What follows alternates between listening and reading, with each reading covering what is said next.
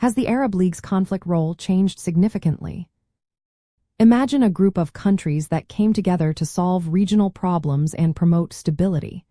That's what the Arab League was created for back in 1945. Over the years, its role in conflicts has shifted in many ways.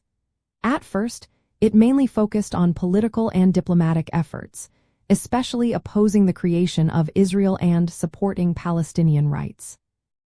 Its early actions were mostly about making unified statements, like the Khartoum Resolution of 1967, which declared no peace or negotiations with Israel.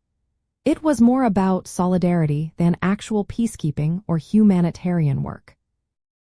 As time went on, the Arab League started taking more active steps in conflicts within the region.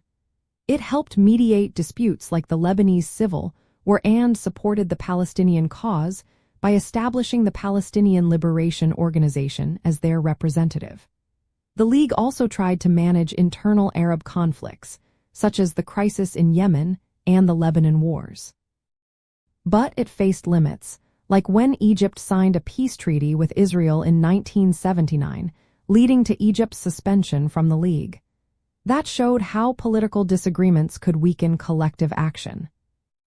In recent decades, the Arab League has become more involved in conflict management. It set up mechanisms for early warning and crisis response, and it has deployed peacekeeping forces in some situations. For example, during the 1961 Iraq-Kuwait crisis, it sent peacekeeping troops. It also supported ceasefires and political talks in Syria, Lebanon, and Yemen, often working alongside the United Nations.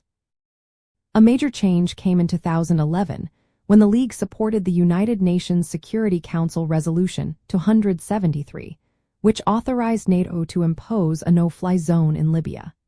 This was a big step because it showed the League was willing to back international military actions to protect civilians. It was a departure from its usual cautious stance, signaling a more active role in civilian protection.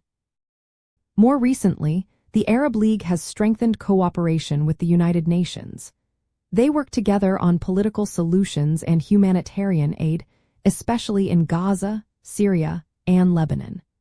This partnership highlights a growing recognition of international laws like the Geneva Conventions and the laws of armed conflict, which focus on protecting civilians during war. However, despite these changes, the League still faces challenges. Internal disagreements among member states, lack of enforcement power, and political differences limit what it can do. It often struggles to implement its resolutions or ensure civilian protection across the region.